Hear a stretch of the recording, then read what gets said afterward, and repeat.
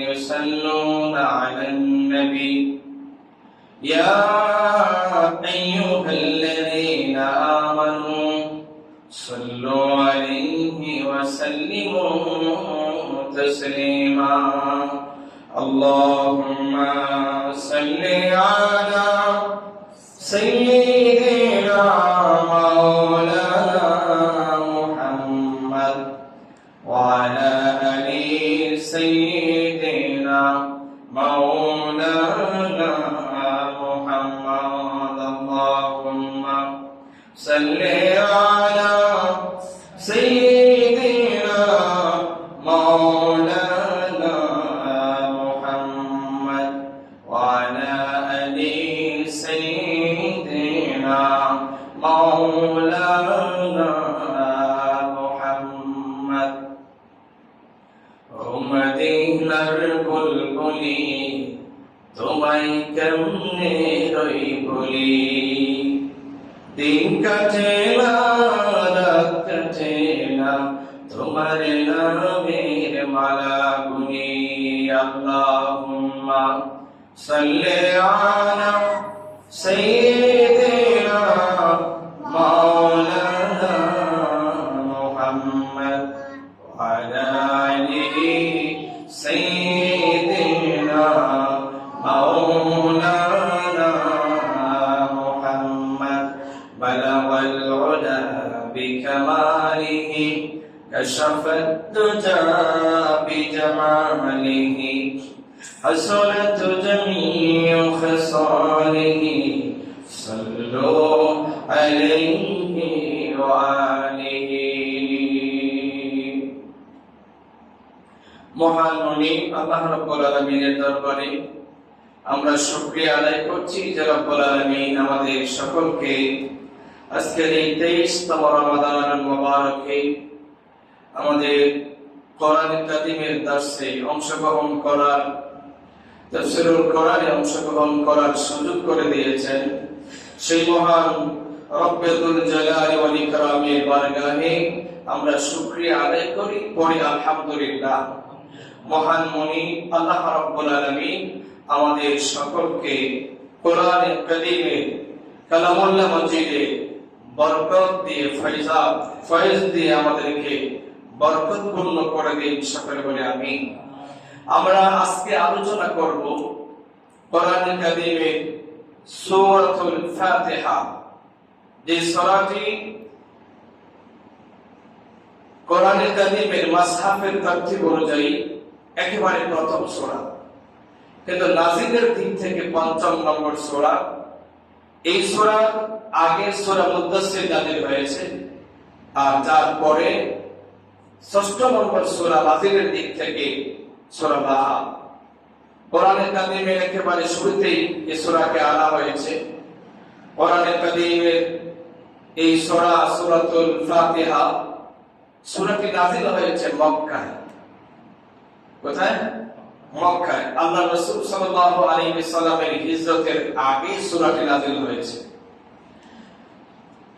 কোরআন কারীমের সূরাকে দুই ভাগে বিভক্ত করা হয়েছে একটি মাক্কি সূরা আর একটি হলো মাদানী সূরা মাক্কি সূরা হলো ওই সূরাকে বলা হয় যে সূরা আল্লাহ রাসূলের হিজরতের আগে নাযিল হয়েছে আর যে সূরা রাসূল পাক সাল্লাল্লাহু আলাইহি ওয়াসাল্লাম মক্কা থেকে হিজরত করে যখন মদিনায় গেলেন মদিনায় যাওয়ার পরে হিজরতের পরে যে সূরাগুলো নাযিল হয়েছে এই সূরাগুলোকে বলা হয় মাদানী কি বলা হয় মাদানী সূরা তো ওই দিক থেকে এই সূরাতুল ফাতিহা একটি মাক্কি সূরা আল্লাহ রাসূল সাল্লাল্লাহু আলাইহি ওয়াসাল্লামের নবুয়ত প্রাপ্তির একেবারে প্রথম দিকের সূরা প্রথম দিকে ৫ম সূরা যেটি নাযিল হয়েছে নাযিলের দিক থেকে এই সূরাটির নামকরণ করা হয়েছে সূরাতুল ফাতিহা আমরা জানি কালামুল্লাহ মাজিদের যতটি সূরা নাযিল হয়েছে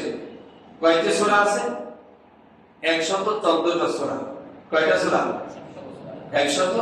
১১৪টা সূরা এই ১১৪টা সূরার মধ্যে দুইটা সূরার নাম ব্যতিক্রম এর মধ্যে হলো সূরাতুল ফাতিহা আর একটি সূরা সূরাতুল ইখলাস সূরাতুল ফাতিহা আর সূরাতুল ইখলাস ব্যতিক্রম কিভাবে?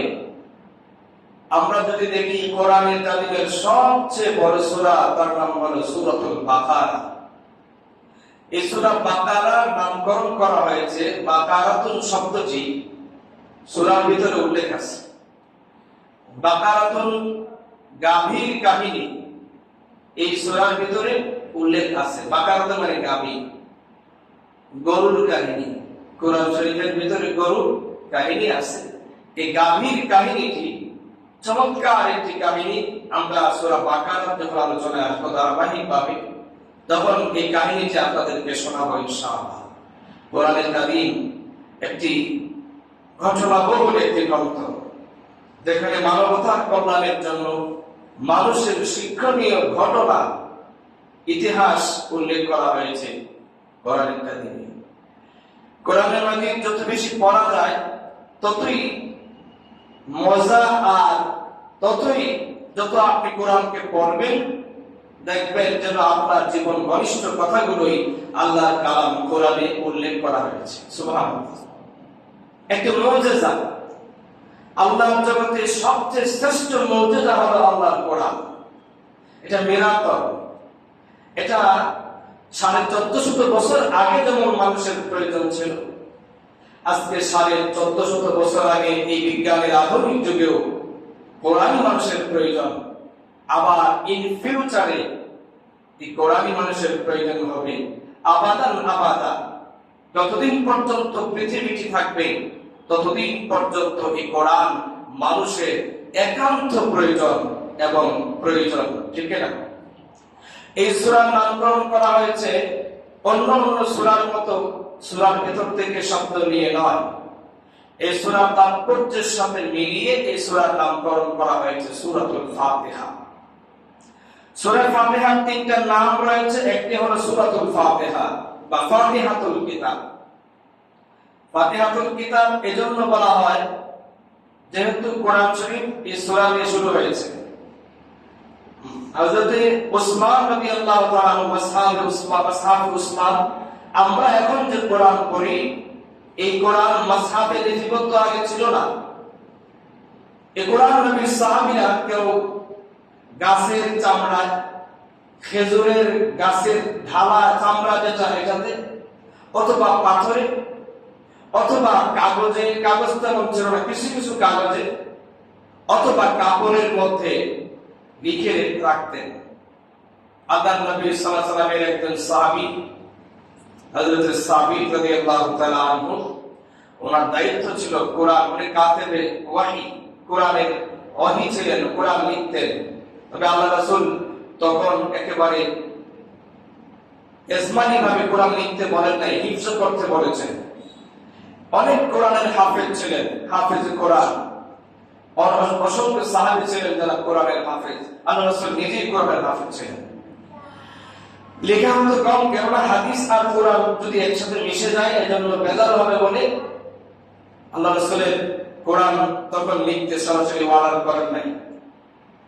পরবর্তী সময়ে হযরত ওমর রাদিয়াল্লাহু তাআলা যখন খিলাফতের দায়িত্বে আসলেন তখন কোরআন লেখার প্রয়োজন মনে করলেন, কারণ মুতার যুদ্ধে আল্লাহর নবীর অনেক হাফেজে কোরআন সাহাবীর মৃত্যু হয়েছে। এই হাফেজে কোরআন সাহাবীদের মৃত্যু হওয়ার কারণে হযরত ওমর দেখলেন যদি এভাবে হাফেজে কোরআন মৃত্যুবরণ করে ফেলে তাহলে কোরআনের কিছু অংশ, অনেক অংশ আমরা হারিয়ে ফেলব। এজন্য উনি প্রয়োজন বোধে কোরআন কাদিমকে সংকলন করার জন্য যখন উদ্যোগ গ্রহণ করে রাষ্ট্রীয়ভাবে একটি কোরআনের কাদিম লিপিবদ্ধ করা হলো, যার কাছে যা ছিল ওখান থেকে হযরত ওমর নয়, হযরত আবু বকর রাদিয়াল্লাহু তাআলা, হযরত আবু বকর রাদিয়াল্লাহু তাআলা খিলাফত করেন। হযরত আবু বকর রাদিয়াল্লাহু তাআলা খিলাফতের সময় ওমর রাদিয়াল্লাহু তাআলা আকবর এবং হযরত সাবিত, হযরত যায়েদ ইবনে সাবিত রাদিয়াল্লাহু তাআলা আনহুর নেতৃত্বে কোরআনে কারিমের সংকলন শুরু হয়। পরবর্তীতে হযরত উসমান রাদিয়াল্লাহু তাআলা আনহু আবু বকর রাদিয়াল্লাহু ইন্তেকালের পর ওমর রাদিয়াল্লাহু তাআলার খেলাফতের পর এবার খলিফা হযরত উসমান। ওই সময় একটি নতুন সমস্যার উদ্ভব হলো। কোরআন নাযিল হয়েছে 7টি কেরাতে। কয়টা কেরাতে? 7টা সিস্টেমে কোরআন পড়া যায়। 7 কারি 14 জন রাবী। রাবী কয়জন? 14। কেরাত কয়টা? 7টা। এবার এই 7 কেরাতে পড়তে গিয়ে এক এক অঞ্চলের মানুষ এক এক রকম পড়ে। এখন মতানৈক্য তৈরি হয়ে গেল। হযরত উসমান রাদিয়াল্লাহু তাআলা আনহু দেখলেন এই মতানৈক্য শেষ করার জন্য কোরআনকে এক জায়গায় করে মাসহাফে লিপিবদ্ধ করা প্রয়োজন। অর্থাৎ তরতিব অনুযায়ী কোরআনকে একটি মাসহাফে লিপিবদ্ধ করা দরকার। ওই যে পাণ্ডুলিপি তৈরি করেছিলেন হযরত আবু বকর রাদিয়াল্লাহু তাআলা আনহু, ওই পাণ্ডুলিপিকে একত্রিত করে একত্রিত ছিল। ওই পাণ্ডুলিপি সংগ্রহ করে হযরত উসমান রাদিয়াল্লাহু তাআলা যে কোরআনুল কারীম তৈরি করেছেন, মাসহাফ তৈরি করেছেন, এই কোরআনই আমরা এখন পড়ি। আলহামদুলিল্লাহ বলেন। এটাকে বলা হয় মাসহাফে উসমানী। মাসহাফে উসমানী অথবা এটাকে বলা হয় খতে উসমান।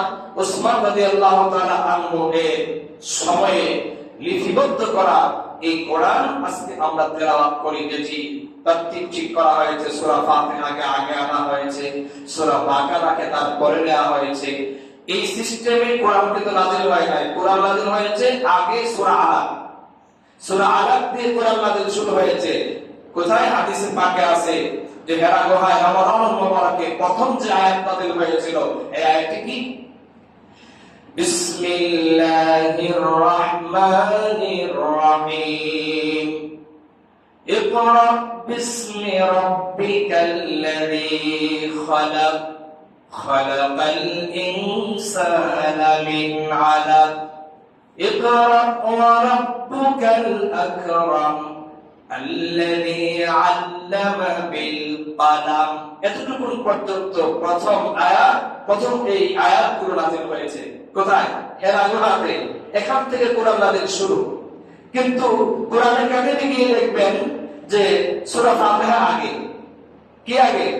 এটার কারণ হলো একটি সূরার সাথে আরেকটি সূরার আলোচনার মিল রাখতে গিয়ে এবং ওইখানে আল্লাহর রাসূল সাল্লাল্লাহু আলাইহি ওয়াসাল্লামের সাহাবীদের কাছ থেকে শুনে হযরত উসমান রাদিয়াল্লাহু আনহু তরতিব ঠিক করেছেন। কথা বলছেন যে কোনটার পরে কোন সূরা হবে তার থেকে ঠিক করেছেন। তাহলে প্রথম দিকে সূরা ফাতিহাকে আনার কারণটা কি? এর কারণ হলো এই সূরাটি এমন মর্যাদাওয়ালা সূরা, এমন গুরুত্বপূর্ণ একটি সূরা, যে সূরাতে গোটা কোরআনের সার নির্যাস তুলে দেওয়া হয়েছে। সুবহানাল্লাহ। কোরআনের বা থেকে সিন পর্যন্ত আল্লাহ তাআলা কি চান, মহান মাবুদ কি চান, এর ভূমিকা। সূরা ফাতিহা হলো কোরআনের ভূমিকা, সার নির্যাস, সামারাইজ। আমরা সামারাইজ তো বুঝি, একেবারে মূল কথাটা কি এক নজরে কোরআনকে ঢুকিয়ে দেওয়া হয়েছে সূরা ফাতিহার ভিতরে। সুবহানাল্লাহ। 7টি আয়াত বিশিষ্ট সূরা। কয়টি আয়াত? এই 7টা আয়াতের মধ্যে আল্লাহ রাব্বুল আলামিন বান্দার কাছে কি চান, বান্দার সাথে আল্লাহর কি সম্পর্ক, আল্লাহর সাথে বান্দার কি সম্পর্ক, এই পৃথিবীতে আল্লাহ রাব্বুল আলামিন বান্দাদেরকে কেন প্রেরণ করেছেন, তার দায়িত্ব কি, আল্লাহ হিসাবে রব হিসাবে তার দায়িত্ব কি, এই গোটা বিষয়গুলো এই সূরাতে আল্লাহ রাব্বুল আলামিন সংক্ষিপ্ত কথায় ঢুকিয়ে দিয়েছেন। আর বলি সুবহানাল্লাহ। আরেকটি নাম হলো উম্মুল কোরআন। এজন্যই কোরআনের মা বলা হয়েছে সূরাকে। আরেকটা নাম হলো সাবুল মাসানি, মানে যেটি 7 আয়াত বিশিষ্ট সূরা, একেবারে একসাথে নাযিল হয়েছে, খন্ড খন্ড করে নয়, একসাথে 7 আয়াত নাযিল হয়েছে। এই সূরার ভিতরে আল্লাহ রাব্বুল আলামিন বান্দা একেবারে তার জীবন পরিচালনার জন্য যদি সূরা ফাতিহাটাকে গবেষণা করে, শুধুমাত্র সূরা ফাতিহা নিয়েই গবেষণা করে, বান্দা তার জীবনের সব দিকগুলো খুঁজে পাবে। সুবহানাল্লাহ বলি। কি বলছেন? আমরা আল্লাহ রাব্বুল আলামিনের এই সূরা থেকে শুনি আল্লাহ কি বলতে চাচ্ছেন। আলহামদুলিল্লাহি রাব্বিল আলামিন আর রহমানির রহিম মালিকি ইয়াউমিদ্দিন ইয়্যাকা না'বুদু ওয়া ইয়্যাকা নাস্তাঈন ইহদিনাস সিরাতাল মুস্তাকিম সিরাতাল লাযীনা আন'আমতা আলাইহিম গায়রিল মাগদুবি আলাইহিম ওয়ালাদ-দাল্লিন।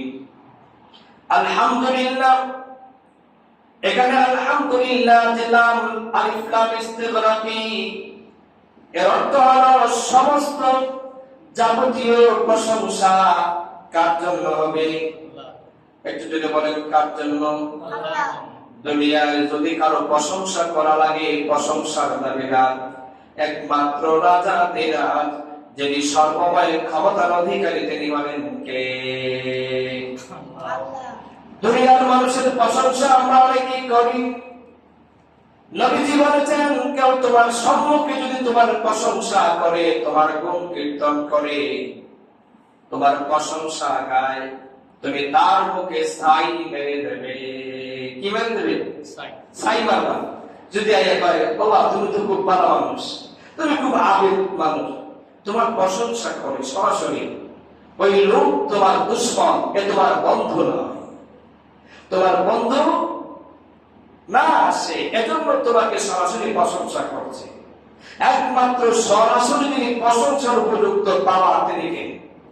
আর যদি বলি এটি আল্লাহ রাব্বুল আলামিনের উপযুক্ত পাওয়ার উপযুক্ত তিনি। এজন্য সমস্ত প্রশংসা হবে কার জন্য? লিল্লাহ। কেন? লিল্লাহি। এরপরে পরিচয় দিলেন কেন তার প্রশংসা করবা? লিল্লাহি রাব্বিল আলামিন, যিনি গোটা বিশ্বের মালিক। গোটা বিশ্বের মালিক কে? রাজা বিরাজ কে? আল্লাহ। আল্লাহ হলেন গোটা পৃথিবীর মালিক। এটি আল্লাহর জন্য শোভা পায়। আল্লাহ যদি বলেন কোন, ফায়াকুন, এটা হয়ে যায়। আল্লাহ যদি বলেন হবে না, এটা হবে না। আল্লাহ যদি কোন বান্দার কল্যাণ চান, ওই বান্দার ক্ষতি করার ক্ষমতা কারো নাই। আল্লাহ তাআলা যদি কারো ক্ষতি করতে চান, তার উপকার করার আর ক্ষমতা কারো নাই। পৃথিবীর সব ক্ষমতা যদি তার সাথেও থাকে, সে এই ক্ষমতা তখন কাজে লাগানোর মতো সুযোগ তার থাকে না। ফেরাউনের নাম আমরা শুনেছি, শোনেন নাই? ফেরাউন যে বলেছিল আনা রাব্বুকুমুল আলা, আমি সবচেয়ে বড় খোদা, আমার চাইতে আর কোন খোদা নাই। আল্লাহ রাব্বুল আলামিন যখন ফেরাউনকে তার দল বংশধর যখন নদে নিক্ষেপ করলেন, তখন ফেরাউন দেখলো তার কোনো ক্ষমতাই নাই, তার দল বাহিনীর কোনো ক্ষমতা নাই, তার রাজত্ব, তার ক্ষমতা, তার অর্থবিত্ত তাকে বাঁচাতে পারে নাই। ঠিক না? এজন্য আল্লাহ ফেরাউনকে যখন ইতিহাসগুলো মনে রাখা লাগবে। এই ইতিহাসগুলো থেকে আমাদের শিক্ষা নেওয়া লাগবে। ইতিহাস থেকে শিক্ষা তো তারাই নেয় যারা বুদ্ধিমান, যারা আকল আছে। আর যে গাধা, যে বোধায়, আমাদের গ্রাম্য ভাষা কি বোধাই, একবারে বোধাই, কিচ্ছু বুঝে না। এর আমার শিক্ষা কিসে? যারা আকল নাই, বুদ্ধি নাই, এ খালি বেতা মাছের লাগান, খালি আসবো, খালি বেতা মাছের লাগান কিনা, বেতা মাছের লাগান, সে তার জীবন কিচ্ছু বুঝতো না। বেতা মাছ পানিতে বললে কি করে দেয়, জাল যখন বাইকে দেয় তখন আইসা দেয়। বেতা মাছের দিকে হে বেটা, আর মাছ ফাইতে গিয়ে এই তুই ভাবতে পারবে না, আমার একটাই সমস্যা, আমি আমার আসে কি থাকতে যায়, আমার আমার হাসি আমার আটকে দেয়। তো বেদাসের মতো যদি জীবন চলবে না, তাহলে কি করতে হবে আমাদের হলো বুদ্ধিমান যারা হবে, আকলবান যারা হবে, এরা নিজের জীবনকে নিয়ে গবেষণা করে কোরআন নিয়ে বোঝ নেবে, কোরআন থেকে শিক্ষা নেবে, কোরআন নিয়ে কোরআনে যা বলছে তা থেকে শিক্ষা গ্রহণ করবে, আগের ইতিহাসগুলো থেকে শিক্ষা গ্রহণ করবে। ফেরাউনকে আল্লাহ কেমন করে নিমজ্জিত করেছেন, ফেরাউনকে কেমন করে ধ্বংস করেছেন, এইগুলো ইতিহাস থেকে শিক্ষা গ্রহণ করে যারা সামনে আগাবে তারাই বুদ্ধিমান, ঠিক না? আল্লাহ বললেন ফেরাউনের এত ক্ষমতা, নমরুদকে আমি এত ক্ষমতা দিয়েছি, নমরুদ তার বাহিনীর মাধ্যমে, তার জনবল দিয়ে, তার ফোর্স দিয়ে, আমি যখন বললাম উঁচু করে তোমরা পাহাড় তৈরি করো, এই পাহাড়ের উপর থেকে আমি তোমাদের খোদাকে ধ্বংস করে দেব, খোদাকে ধ্বংস করে দেব। ঠিক ভাইয়া? এবার পাহাড় পরিমাণ উঁচু করা হলো, শেষ পর্যন্ত শয়তান বুদ্ধি দিয়া পাখি এনে পাখির পিঠে তার আসন তৈরি করে দিল, পাখি উঠতে উঠতে উপরে গেল, আল্লাহকে মারার জন্য চেষ্টা করলো, তীর মারলো, কাকে মারার জন্য? কারে? রাজা দিরাজ, সে ক্ষমতার অধিকারী আল্লাহকে মারতে চায়। কিন্তু আল্লাহ ওই নমরুদকে বললেন, নমরুদ তুই তো আমি আল্লাহকে মারতে চাস, তুই আমি আল্লাহ তৈরি একটা মশার কাছেও তুই কিছু না। সুবহানাল্লাহ, কত বড় সাহস তো, তুই আমারে মারতে চাস, দেখি আমার মশার সাথে এবার খেল দেখি। খেলা শুরু হয়ে গেল মশার সাথে।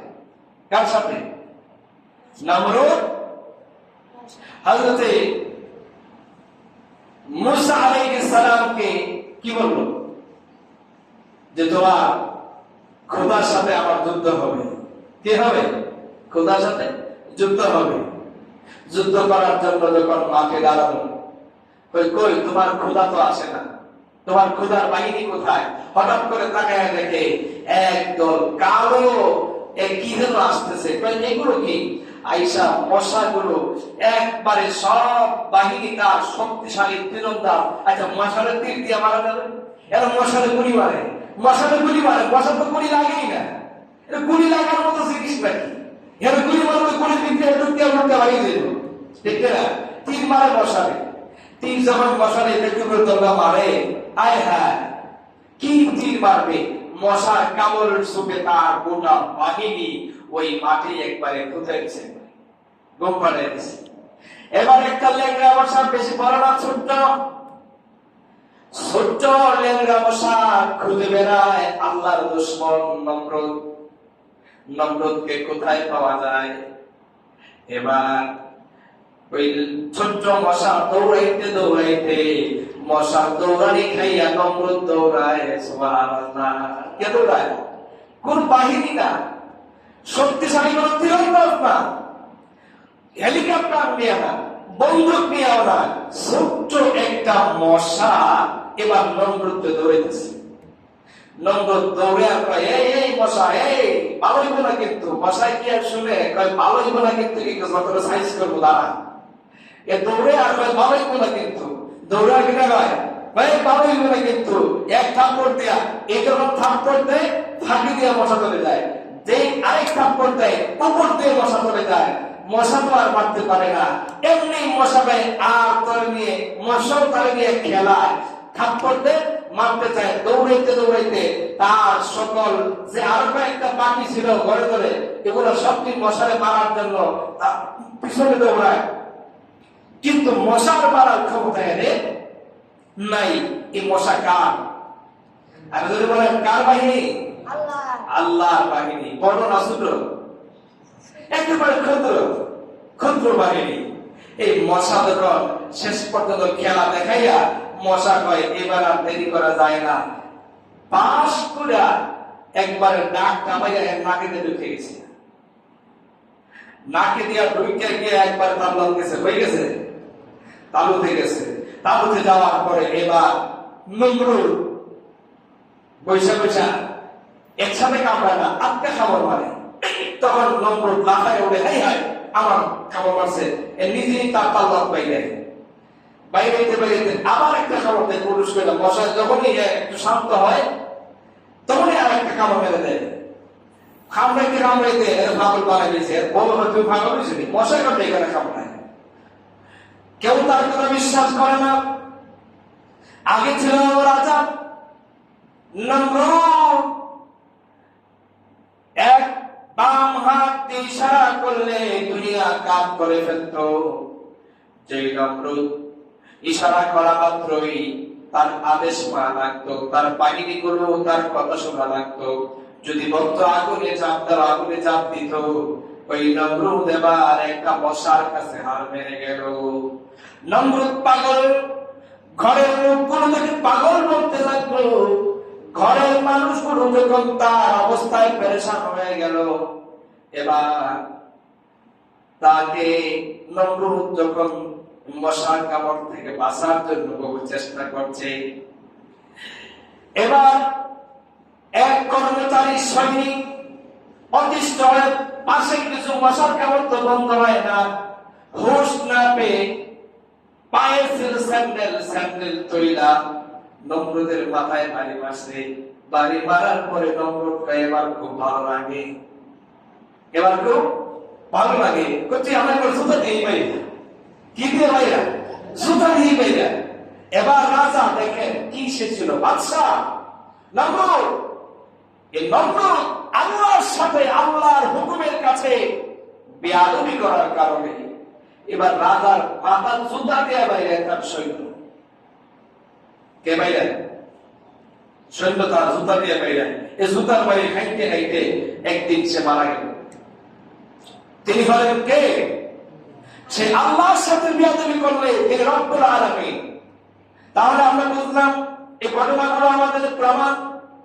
গোটা পৃথিবীতে যত রাজা বাদশাহ পৃথিবীতে আগমন করেছে, আল্লাহ কাউকে দুনিয়াতে বাঁচায় রাখেন নাই, মৃত্যু দিয়েছেন। যত ক্ষমতার অধিকারী হোক না কেন, যত বড় ক্ষমতার অধিকারী হোক না কেন, তাকে দুনিয়া থেকে বিদায় নেওয়া লাগবে, চলে যেতে হবে। চলে যাওয়ার জন্য দুনিয়াতে এসেছে, স্থায়ী জায়গা নয়, চিরস্থায়ী যিনি থাকবেন তিনি কে?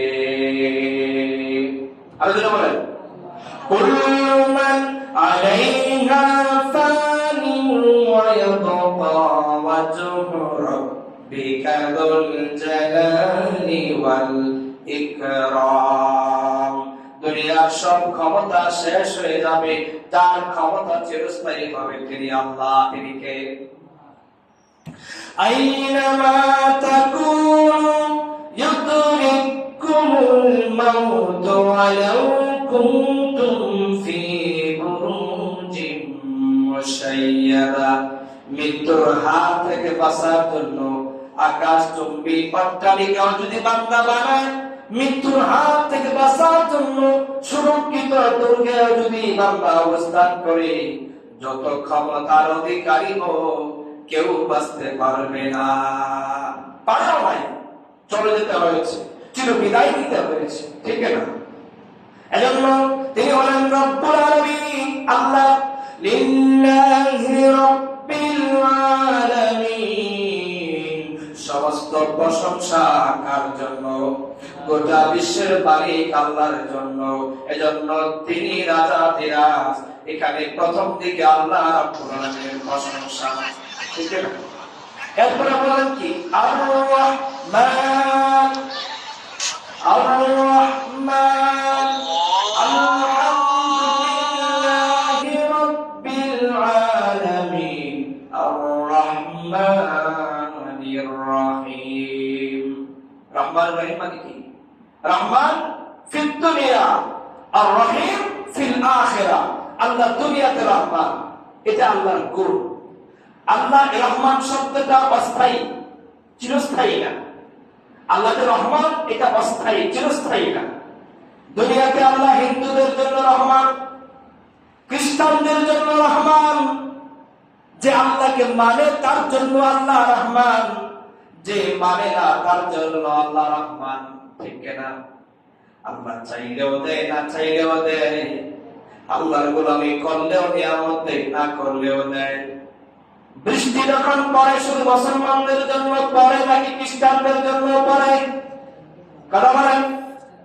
বৃষ্টি যখন আসমান থেকে হয় শুধুমাত্র মুসলমানদের ঘরে পড়ে না, মুসলমানদের জমিনে পড়ে না, হিন্দু ব্যক্তির ঘরেও পড়ে, হিন্দু ব্যক্তির জমিনেও পড়ে, খ্রিস্টান ব্যক্তির জমিনেও পড়ে, বৌদ্ধের জমিনেও পড়ে, খ্রিস্টানের জমিনেও পড়ে, ইহুদির জমিনেও পড়ে।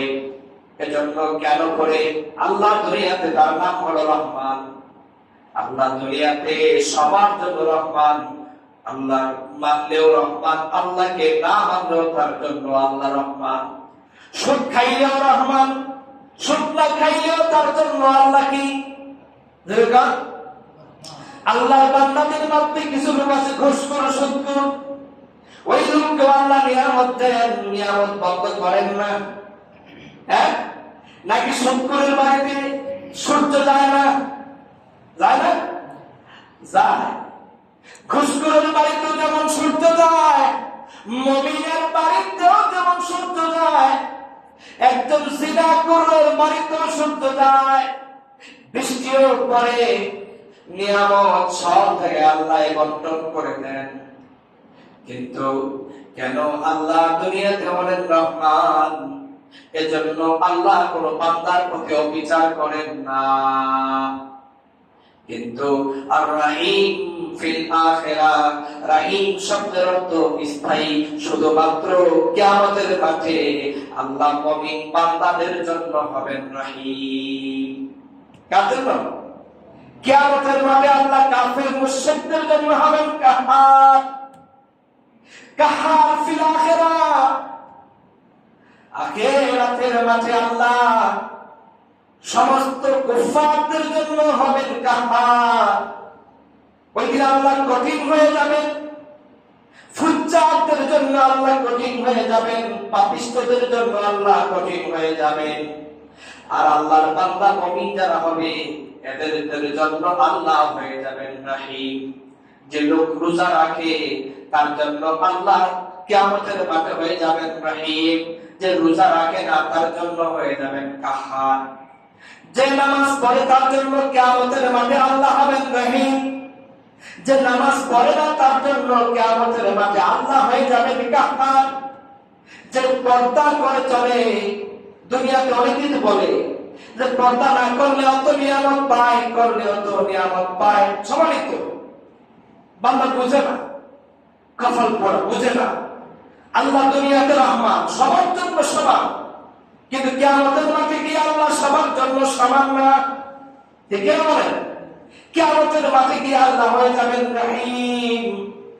আমরা যে রহমান রহিম শব্দটি উচ্চারণ করি এর সাথে পরিচয় হওয়ার জন্য বিসমিল্লাহির রহমানির রহিম, পরম করুণাময় আল্লাহর নামে শুরু করছি। তিনি মেহেরবান, অতি দয়ালু। আল্লাহ দুনিয়াতে মেহেরবান। বিসমিল্লাহ আমরা করি না? বিসমিল্লাহ দিয়ে আমরা আমাদের কাজ শুরু করব। বিসমিল্লাহ দিয়ে আমাদের আমার কাজ শুরু করব। আমরা বিসমিল্লাহির রহমানির রহিম দিয়ে যদি কেউ কোনো কাজ শুরু করে এই কাজে বরকত দেন কে? বিসমিল্লাহ দিয়ে যখন আপনি কোনো কাজ করবেন আর বিসমিল্লাহ ছাড়ার কাজের পার্থক্য হলো এই, আপনি যখন কোনো কাজ বিসমিল্লাহ ছাড়া করবেন এখানে আল্লাহ দায়িত্ব নাই, এটা লাফজ আপনি বুঝবেন। আর যখনই আপনি বিসমিল্লাহির রহমানির রহিম বলে কাজটি শুরু করবেন তখন আল্লাহর পক্ষ থেকে দায়িত্ব হয়ে যায় আল্লাহ আপনার কাজে বরকত দেবেন, কারণ আপনি তো আল্লাহর নামে শুরু করছেন। তো সব জিনিস আমার বিসমিল্লাহ বলে বলা হবে না। মদ খাইতে গিয়ে যদি বলেন বিসমিল্লাহির রহমানির রহিম, এবার মদ খাওয়া শুরু করলাম, আস্তাগফিরুল্লাহ, এখানে বিসমিল্লাহ চলবে না। সুদ খাইতে গিয়ে হুজুর সুদ তো বিসমিল্লাহ বলে খায়, আমার নামে খাইছি, সমস্যা কি? নাউযুবিল্লাহ, এখানে বিসমিল্লাহ বলা গুনাহ। এখানে বিসমিল্লাহ বলা কি? গুনাহ। ডাকাতি করতে গিয়ে যদি বিসমিল্লাহির রহমানির রহিম বলে ডাকাতি শুরু করে দেন, এখানে আল্লাহর দায়িত্ব নাই, এটা গুনাহ, হারাম কাজ। প্রত্যেকটি হালাল কাজের আগে বিসমিল্লাহ পড়লে নিয়ামত বাড়িয়ে দেন কে? যেরকম কেন? একটা বিসমিল্লাহর কাহিনী শুনে, যদিও ঘটনাটা দুর্বল। মুমিন শয়তানের কিন্তু অনেক সেনা আছে না? শয়তান কিন্তু একটা নাকি? শয়তানের কিন্তু অনুসারী অনেক সেনা আছে। একজন মুমিন বান্দার সাথেও শয়তান থাকে, একটা কমিনের সাথেও শয়তান থাকে, থাকে না? মুমিনের শয়তান আর কমিনের শয়তান একরকম নেই না।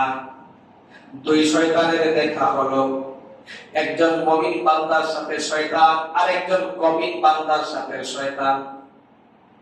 মুমিনের সাথে যে শয়তান একবারে চিকনা হৃষ্টপুষ্ট, একবার চিকন, মনে হয় বাতাসে উড়ে যাবে, শরীরে বুঝতে নাই, খালি হাড্ডি, খালি কি হাড্ডি। আর কমিন, যে লোকটা কমিন, ভালো না, দিন বুঝে না, ইসলাম মানে না, তার সাথে শয়তান এরা মুলা একবারে শাহী শয়তান, একবারে নাদুস নুদুস, শরীরে বুঝতে জ্বালায়, হাঁটতে পারে না। এবার দুই শয়তানের সাথে দেখা, মুমিন আর কমিন যখন একজন আরেকজনকে ক্রস করে যাচ্ছে, মাঝখান দিয়ে দুই শয়তানের দেখা হয়ে গেল। এবার মোটা নাদুস নুদুস শয়তান ডাক দিয়ে কয়, হাই শয়তান, এর কয় হাই শয়তান, কই ট্রাই গল্প করে যাবে, সুযোগ এরা আরো আপনাকে ফাঁকি দিয়ে মাইতে লাগে। দুস্থ কি খবর, তোর এই অবস্থা কেন, তোর হাড্ডি খালি দুস্থ নাই? তোর কইস্তারে ভাই, বড় মুসিবতে আছি, ডিউটিটা এমন জায়গায় পড়ছে, পুরা বান্দরবন, কোন জায়গায় পড়ছে? পুরা বান্দরবনে ডিউটি করছে, ঠিক যার মতো খাইতে পারি না। বলে সমস্যা কি, খাইবে বেটা, আমার মতো খাইবে। কই বেটা, এ খাইতে গিয়ে বিসমিল্লাহির রহমানির রহিম কইলা ফেলে। যখন বিসমিল্লাহ কইয়া খাওয়া শুরু করে, আমি তো আর খাইতেই পারি না, কারণ বিসমিল্লাহ বলা মাত্রই আমার জন্য এটা বিষ হয়ে যায়। সুবহানাল্লাহ। তার সাথে আমি খাইতে পারি না। কয়েকটা মাথার তেল দেশ না কেন? কয় কেমনে দিব? তেল লাগাই দিলেও বিসমিল্লাহ কয়। এখন তো আমার তেল তেল একবার অবস্থা খারাপ। সাবানটা কত দেয় না? সাবান তখন দেয়, এই সময় বিসমিল্লাহ বলে। তো সাবান থেকে লাগাবো, সব কাজে বিসমিল্লাহ। এই হাতে গেল বিসমিল্লাহ, বইতে গেল বিসমিল্লাহ। এই বিসমিল্লাহ জ্বালায় আর বাঁচতেছি না। এই বিসমিল্লাহর যন্ত্রণায় আমার খাওয়া দাওয়া বন্ধ, এজন্য আমার এই অবস্থা। আমি এক জায়গা পাইছি আলহামদুলিল্লাহ, একবারে সোনারগাঁবে, সোনারগাঁবে আমার ডিউটি। বর্ডার পাশে ইচ্ছা করলে গাঁজা আর বিক্রি হয়, আর গাঁজার ব্যবসা করে আলহামদুলিল্লাহ মোটামুটি ভালোই আছে। আছে না এমন পুলিশ? আছে না? পুলিশ গাঁজা আটকাই ব্যবসা করে নাদুস নুদুস হয়ে ঘোরায়, আর খারাপ খারাপ লোকদের সাথে সম্পর্ক রাইখা এদের পাওয়ার বাড়ায় দেয়। আছে না এমন পুলিশ? কি হইল? শয়তান যারা নাদুস নুদুস, এটা কয় আলহামদুলিল্লাহ আমার ডিউটি করছে একবারে খুব ভালো জায়গা সোনারুগা, যে আমি ইচ্ছা মতো বিসমিল্লাহ বিসমিল্লাহ কিচ্ছু থাকতে না। এ এমন মুসলমান, এ জীবনও খাওয়ার আগে বিসমিল্লাহ কয় না। এ যখন খাওয়া শুরু করে, আমি হাতের তলিতে হাত ঢুকাইয়া আমিও আলহামদুলিল্লাহ শুরু করে দেয়। কথা বলছে? কয় খাবারের শেষ হয় আলহামদুলিল্লাহ কয় না, তেল যখন মাখে আমিও এর সাথে আলহামদুলিল্লাহ মাশাআল্লাহ আমিও তেল মারি, দেখো তো আমার চুল কি ঝিকঝিক করতেছে। এরপরে যখন বিশাল কুস্তের পান্ডা নিয়ে বসে খাওয়ার জন্য, আরাম খাই তো, আলাদা তো খাই না, আর আমার জন্য তো হারামের খাবার খুব টেস্টি, আমি ইচ্ছা মতো খাই। সব এলাকাতে লাগায়, এদিকে লাগায় ওইদিকে লাগায়, সুদের টাকা লাগাইয়া একবারে এলাকা করতে এলা আমার, আমি যে ডিউটি করছি তার পিছনে একবারে মাশাআল্লাহ নাম শুধু আব্দুল্লাহ, কিন্তু কামে সব শয়তানের কাম। আমাদের দাদা দাদার বংশধর এর কাছে ফেল, আমাদের তো শয়তান মুরব্বী শয়তান এর পর্যন্ত ফেল এর কাছে। এতে দেখোস না আমার চেহারা। দুই শয়তানের ইতিহাস শুনছে। এই ইতিহাস থেকে শিক্ষা কি? যে যদি কোনো বান্দা বিসমিল্লাহ বলে খাবার শুরু করে, তার প্লেটে শয়তান অংশীদার হতে পারে না। আর যদি বিসমিল্লাহ বলে খায় না, তার সাথে শয়তান অংশীদার হয়। বিসমিল্লাহ বলে তেল মারে না, তেল লাগায় না শরীরে, তেল মালিশ করে না, শয়তান তার সাথে অংশীদার হয়ে যায়। বিসমিল্লাহ বলে যখন ঘর থেকে বের হয়, শয়তান তখন তার থেকে দূরে সরে যেতে হয়। তাহলে আমরা কি বিসমিল্লাহ বলবো? বলবো কিনা? বিসমিল্লাহ আজকে থেকে সব জায়েজ কাজে আমরা বিসমিল্লাহ বলবো। বিসমিল্লাহি ওয়া আলা বারাকাতিল্লাহ বিসমিল্লাহি তাওয়াক্কালতু আলাল্লাহ, এগুলা বলে বলে বিসমিল্লাহির রহমানির রহিম বলে আমরা খাবার খাবো। যদি এগুলো খাই, শয়তান আমাদের খাবারে অংশীদার হতে পারবে না। এতে আল্লাহর নাম নিয়ে, মহান রবের নাম নিয়ে আমরা শুরু করি, এর মধ্যে আছে রহমান রহিম। আমরা এই কথাটি মনে করে দেই। আমার প্রিয় ভাইয়েরা, আল্লাহ রাব্বুল আলামিন দুনিয়াতে রহমান, কিন্তু আখিরাতে রহমান না, আখিরাতে রহিম। রহিম স্বতন্ত্র একটি শব্দ, শুধুমাত্র একটি জাতি গোষ্ঠীর জন্য, একমাত্র মুসলমানদের জন্য, একমাত্র মুমিন মুত্তাকি বান্দার জন্য।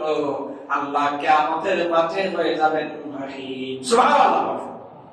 তাহলে এখন থেকে বুঝলাম যে কিয়ামতের মাঠে গিয়ে আল্লাহর সাথে আমাদের যে সম্পর্ক সেতুবন্ধন, সেটা হলো আমাদের নেক আমল। আমল ছাড়া সম্ভব না। এরপরে সূরার মধ্যে আমরা বললাম ইয়্যাকা না'বুদু ওয়া ইয়্যাকা নাস্তাঈন। রব আমার, আমরা শুধু তোমার ইবাদত করি আর তোমার কাছেই শুধু সাহায্য চাই। সুবহানাল্লাহ। এতদিন পর্যন্ত আমরা আল্লাহকে তার গুণ কীর্তন করলাম, আল্লাহ তাআলার প্রশংসা করলাম। এরপরে বান্দা মাঝামাঝি এখন সূরার মাঝখানে গিয়ে এবার বান্দা বলতেছে ইহদিনাস সিরাতাল মুস্তাকিম সিরাতাল্লাযীনা আন'আমতা আলাইহিম। আল্লাহ ইহদিনাস সিরাতাল মুস্তাকিম, আমাদেরকে সরল সঠিক পথ দেখাও। কে দেখাও? এটা আমরা আল্লাহকে বলছি। এই সূরা ফাতিহার সাথে সূরা বাকারার এখানে সম্পর্ক। সূরা বাকারার সম্পর্ক আছে কিনা? এই যে প্রত্যেকটা সূরার সাথে সূরা ফাতিহার সম্পর্ক আছে, সূরা বাকারার সাথে এখানে সম্পর্ক। আমরা বললাম ইহদিনাস সিরাতাল মুস্তাকিম, আল্লাহ আমাদেরকে সিরাতুল মুস্তাকিমের পথ দেখাও। তখন আল্লাহ রাব্বুল আলামিন বললেন, সিরাতুল মুস্তাকিম তুমি চাও, এই আবেদন, এই দুআর জবাব হিসাবে আল্লাহ নাযিল করে দিলেন সূরা বাকারা। বললেন হুদাল লিল মুত্তাকিন, ইহদিনাস সিরাতাল মুস্তাকিম, সরল সঠিক পথ তোমরা খুঁজছো। বান্দারে, সরল সঠিক পথ যদি তোমরা পেতে চাও, তাহলে আমার কোরআন অনুযায়ী তোমরা জীবন গঠন করো। হুদাল লিল মুত্তাকিন, এই কোরআন মুত্তাকিদের জন্য পথ প্রদর্শন। কিসের জন্য? মুত্তাকিদের জন্য পথ প্রদর্শন। এখানে আল্লাহ বুঝিয়ে দিলেন। এরপর আমরা কি বললাম? সিরাতাল্লাযীনা আন'আমতা আলাইহিম, তাদের পথ যাদের প্রতি তুমি নিয়ামত নাযিল করেছো। এই কথাগুলো কে শিখিয়ে দিচ্ছেন আমাদেরকে? আল্লাহ। কে শিখিয়ে দিচ্ছেন? আল্লাহ কাদের প্রতি নিয়ামত দিয়েছেন? আল্লাহ বলছেন আরেক জায়গায়, وَمَن يُطِعِ اللَّهَ وَالرَّسُولَ فَأُولَئِكَ مَعَ الَّذِينَ أَنْعَمَ اللَّهُ عَلَيْهِمْ مِنَ النَّبِيِّينَ وَالصِّدِّيقِينَ وَالشُّهَدَاءِ وَالصَّالِحِينَ। বলি আল্লাহু আকবার। এটা আল্লাহু আকবার বলি। আল্লাহ বললেন ওই তাদের পর যারা আমি আল্লাহ এবং তার রাসূলের আনুগত্য করে তাদের পথ যারা অনুসরণ করবে, তারা থাকবে নবীদের সাথে, সিদ্দিকদের সাথে, শহীদদের সাথে, সালেহিনদের সাথে। ওয়া হাসুনা উলাইকা রাফিকা। আর এটা উত্তম বন্ধু, সবচেয়ে দামি বন্ধু কে? যারা সিদ্দিক, শহীদ, নবীগণ। এই নবীদের পথ, সিদ্দিকদের পথ, শহীদদের পথ সবচেয়ে উত্তম পথ, নবীদের পথ। আমরা আমাদের আলোচনার শেষ প্রান্তে আমরা এসে গিয়েছি। আমরা সামান্য সব আলোচনা করব। এখানে আল্লাহ রাব্বুল আলামিন আমাদেরকে পথ বাতলিয়ে দিলেন, নবীদের পথ, সিদ্দিকদের পথ, শহীদদের পথ, সালেহিনদের পথ। এটা নিয়ামত প্রাপ্ত ব্যক্তিদের পথ। এই পথে চলা, এই পথে এগিয়ে যাওয়া মুমিনদের জন্য জান্নাতের পথে এগিয়ে যাওয়া, ঠিক না? এখন কি বলেন? সিরাতাল্লাযীনা আন'আমতা আলাইহিম গায়রিল মাগদুবি আলাইহিম, তাদের পথ না যাদের পথে আল্লাহর গজব রয়েছে, অর্থাৎ নবী রাসূল সিদ্দিক সাহাবায়ে কেরামের পথ ছাড়া, নেককারদের পথ ছাড়া যত পথ আছে সব পথে আল্লাহর গজব। আল্লাহ কি গজব, এজন্য এই পথে যেতে নিষেধ করেছেন। তারপরে কি বলেন? ওয়ালাল্লাহি, যারা পথভ্রষ্ট। এই সূরা থেকে আমরা কি পেলাম? এই সূরা থেকে আমরা তিনটা দলের কথা আমরা পেলাম। একটা হলো যারা আল্লাহ তাআলা খাঁটি বান্দা। আল্লাহ তাআলা খাঁটি বান্দা কারা? নবীগণ, সিদ্দিকগণ, শহীদগণ, সালেহীনগণ।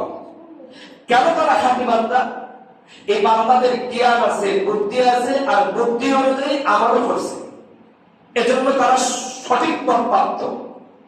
আরেকজন বান্দা আছে যারা আল্লাহ রাব্বুল আলামিনের আযাব প্রাপ্ত। এরা কারা? এরা হলো ইহুদি জাতিরা। ইহুদিরা জ্ঞান বুদ্ধি ঠিকই আছে। আজকের পৃথিবীতে ইহুদিরা এই যে ফিলিস্তিনে মুসলমানদেরকে মারছে, সবচেয়ে অত্যাধুনিক অস্ত্র তৈরি করে ইহুদিরা। কারা? ইহুদিরা। সবচেয়ে মরণাস্ত্র পৃথিবীতে যারা তৈরি করছে এই নরম ইসরায়েলের ইহুদিরা। এই ইহুদি গোষ্ঠী, এরা মেধা আছে, বুদ্ধি আছে, কিন্তু বুদ্ধি অনুযায়ী আমল করে না, এজন্য এরা আল্লাহর গজব প্রাপ্ত। এরা গজব প্রাপ্ত। আরেকটা দল হলো পথভ্রষ্ট, যারা আমল করে, টুকটাক আমল করে, কোন মতে মুসলমান। এই ব্যাপারে যে আমলগুলো করে এই ব্যাপারে এরা কোনো জ্ঞান নাই, দেখা দেখি আমল করে, আছে কিনা নাই? বাপের করছে এর লাগে আমি করি, চাচাই করছে এর লাগে আমি করি, দাদাই করছে এর লাগে আমি করি, দাদারা এইভাবে করছে, আমরা কেন করবো না? কথা বলছে। এরা পথভ্রষ্ট। এরা কি পথভ্রষ্ট? এরা আমল করে না জানি না বুঝছেন, টুকটাক আমল করে, পুরোপুরি ইসলাম না, পুরোপুরি ধর্ম মানে না, এরা কিছু মানে কিছু মানে না। তাহলে সূরা ফাতিহা থেকে আমরা তিনটা ধরনের লোকের পরিচয় পেলাম। একটা হলো সঠিক মানুষ, সঠিক পথ প্রাপ্ত, আর একটা আল্লাহর গজব প্রাপ্ত, আর একটা হলো পথভ্রষ্ট। একটা কি পথভ্রষ্ট? পথভ্রষ্ট বর্তমান সময়ে আমাদের বাংলাদেশে পথভ্রষ্ট লোকের সংখ্যা বেশি। কি বেশি? পথভ্রষ্ট লোকের সংখ্যা বেশি।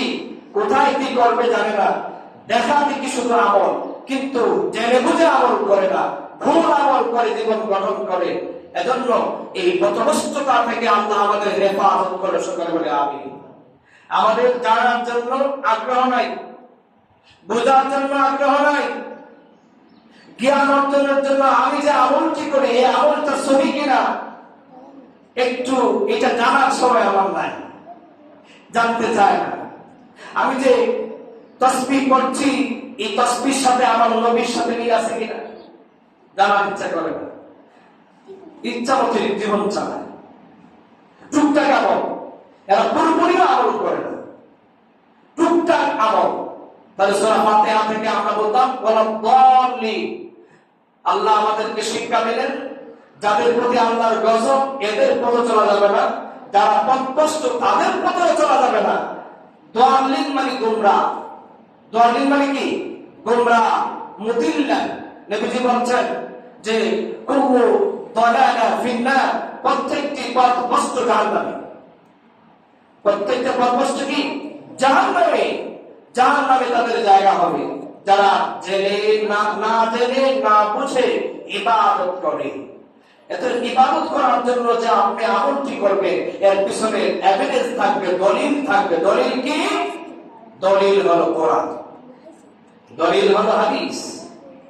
এই দুইটা ভিত্তিকে লক্ষ্য করে, আর দুইটা ভিত্তিকে লক্ষ্য করে, দুইটা মূল ফাউন্ডেশনকে লক্ষ্য করে আপনি আমল করবেন। এই সূরা ফাতিহার ফজিলত কি আমরা একটু শুনলে নবীজি বলেন যে লাহু আল্লিমান্নাকা আ'যামা সূরাতি ফিল কুরআন, নবীর সাহাবীরা বললেন, ও আমার সাহাবী, তোমাকে কোরআনের সবচেয়ে মহিমান্বিত একটি সূরার নাম বলবো, শেখাবো। এই সূরা হলো সূরাতুল ফাতিহা। সুবহানাল্লাহ। শুধু তাই না, এই সূরাতুল ফাতিহা সমস্ত রোগের শিফা। আল্লাহ নবী বলছেন, ফাতিহাতুল কিতাবি শিফাউম মিন কুল্লি সাম্মিন। সূরা ফাতিহা হলো সব রোগের শিফা। আপনার ছেলে অসুস্থ, ফাতিহা পড়ে তাকে ফু দেন। জিনে ধরছে, ফাতিহা পড়ে ফু দেন, তাকে ফুক মারেন। তার প্রতিদিন আল্লাহ রাসূল তার বাচ্চাদেরকে, নবীজির সন্তানদেরকে এবং স্ত্রীকে সূরা ফাতিহা পড়ে এদের গায়ে ফু দিতেন। সুবহানাল্লাহ। নবীজি সূরা ফাতিহা, সূরা ফালাক, ইখলাস পড়ে, নবীজি নাস পড়ে, সূরা নাস পড়ে ওনার স্ত্রীকে, ওনার সন্তানদেরকে প্রতিদিন রাতে ফু দিতেন, ঝাড় ফুঁক করতেন। আমরা কি দেই এগুলা? আজকে থেকে দেব ইনশাআল্লাহ। আমার প্রিয় ভাইরা, প্রিয় বোনেরা যারা ঘর থেকে শুনছেন, সূরা ফাতিহা পড়ে প্রতিদিন আপনি আপনার সন্তানকে ফু দিবেন। আপনার সন্তানকে জিনে ধরবে না, শয়তান লাগাল পাবে না। যে ঘরে সূরা ফাতিহা এবং সূরা বাকারা পড়া হয়, এই ঘর থেকে শয়তান পালায় যায়। আর যে ঘরে টিভি চলে, এই ঘরে শয়তান এসে জায়গা পায়। তাহলে টিভি রাখবেন না সূরা বাকারা পড়বেন? কোনটা পড়বেন? প্রতিদিন টেলিভিশন পড়বেন না মোবাইলে ছবি দেখবেন না সূরা বাকারা পড়বেন? সূরা বাকারা যে ঘরে পড়া হয়, এই ঘর থেকে শয়তান পালিয়ে যায়। শয়তান পাইছি আর ভাগার সুযোগ নাই, এই ঘর থেকে পালিয়ে যায়। সূরা বাকারা পাঠ করবেন, ঘরের ভিতরে সূরা ফাতিহা পড়বেন। যদি কারো পেটে ব্যথা হয়, সূরা ফাতিহা পড়ে ফু দিয়ে নিজে খেয়ে নেবেন। যদি কারো মাথা ব্যথা হয়, মাথায় হাত দিয়ে সূরা ফাতিহা পড়ে তাকে ঝাড় ফুঁক করবেন। যদি দেখেন কোন মানুষের কোন আক্রান্ত, নবীজি বলছেন, ফাতিহাতুল কিতাবি শিফাউন। ফাতিহাতুল কিতাব হলো শিফা মিন কুল্লি সাম্মিন, সমস্ত রোগের। কিসের? সমস্ত রোগের জন্য সূরা ফাতিহা শিফা। আলহামদুলিল্লাহ বলেন। আলহামদুলিল্লাহ। এই সূরা ফাতিহা আমরা পড়ব এবং আমরা রোগের জন্য চেষ্টা করব। আর আমরা যারা গলায় তাবিজ ঝুলাইয়া রোগ নিরাময় করতে চাই, এটা নির্মূলনের সিস্টেম না। আপনি আপনার ছেলের গলাতে এগুলা না ঝুলাইয়া আপনি সূরা ফাতিহা পড়ুন। কেন টাকা নষ্ট করার জন্য হুজুরের কাছে যারা? আপনি নিজেই তো পারেন আপনার ছেলেকে সূরা ফাতিহা পড়ে ফু দিতে। হ্যাঁ, সূরা ফাতিহা আমরা প্রত্যেক নামাজের মধ্যেই সূরা ফাতিহার সাথে অন্য সূরা মিলাই। কারণ কি? এই সূরার সাথে সব সূরার মিল রয়েছে। আমরা এই সূরাতুল ফাতিহার ব্যাপারে আজকে বিস্তারিত জানলাম। আল্লাহ রাব্বুল আলামিন আমাদেরকে সূরাতুল ফাতিহা বোঝা এবং সূরা ফাতিহার উপরে আমল করার তৌফিক দিন, সকলে বলে আমিন। আল্লাহ রাব্বুল আলামিন প্রতিদিন আমরা যে দাস দেব, একটি সূরা করে, একটি আয়াত করে, এর উপরে আমরা ভোররা যারা আছেন ঘর থেকে শোনার চেষ্টা করবেন। আর যারা মুসলিম ভাইরা আজকে যারা এসেছেন, আগামী দিনে আরো বাড়ায় লোক আসবে ইনশাআল্লাহ। তাহলে আমরা সওয়াবের অংশীদার হব। আপনারা যতক্ষণ কথাগুলো শুনেছেন, এই কথাগুলোতে আমাদের সওয়াব হয়েছে, বিশাল আছে তো সওয়াব হয়েছে, আমাদের জন্য কল্যাণ হয়েছে। কল্যাণ দেওয়ার মালিক কে? আল্লাহ রাব্বুল আলামিন। আল্লাহ রাসূল বলেছেন, যদি কোথাও কোরআনের আলোচনা হয় জামায়াত হয়ে, ওইখানে আল্লাহর রহমতের ফেরেশতা বেষ্টনী দিয়ে দেয়, আর রহমতের ফেরেশতা তাদের জন্য মাগফিরাত কামনা করে। আল্লাহ রাব্বুল আলামিন আমাদের সকলকে এই রহমতের ফেরেশতার বন্ধু হওয়ার তৌফিক দিন, সকলে বলে আমিন। ওয়া আখির দাওয়ানা আলহামদুলিল্লাহি রাব্বিল আলামিন। আল্লাহুম্মা আমিন। রব্বানা যালামনা আনফুসানা ওয়া ইন লাম তাগফির লানা ওয়া তারহামনা লানাকুনান্না মিনাল খাসিরিন। আল্লাহ তাআলা যা কিছু আলোচনা করেছি ভুলগুলো মাফ করে দাও, সওয়াবটুকু যা মঞ্জুর করেছো প্রিয় নবীর রওজা থেকে পৌঁছায় দাও। যারা মালায়া বানায় আম্মা আব্বার কবর জান্নাত বানিয়ে দাও, এলাকাবাসীর প্রতি রহমত নাযিল করে দাও, মুত্তাকিনদের কবর জান্নাত বানিয়ে দাও। আল্লাহ এই মসজিদের জন্য টাকা দিয়ে পয়সা দিয়ে যারা খিদমত করছেন, আল্লাহ তোমার বান্দা বান্দীদের খিদমত করো, কবুল করো, মঞ্জুর করো। প্রবাসী যে সমস্ত ভাইরা আছেন, প্রবাসী ভাইদের হায়াত দাও, অ্যাক্সিডেন্ট বালা মাসের থেকে বাঁচাও। আল্লাহ ব্যবসায়ী ভাইদের ব্যবসা বরকত দাও। আল্লাহ চাকরিদার আছে, চাকরিতে প্রমোশন দাও।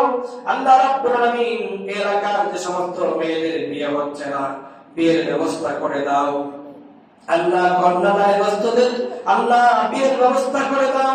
আল্লাহ যে সমস্ত যুবক ছেলেরা অভাবে আছে, আল্লাহ রাব্বুল আলামিন তার জীবন যৌবন ফুরিয়ে যাচ্ছে, রাব্বুল আলামিন তাকে স্বাবলম্বী বানায় দাও।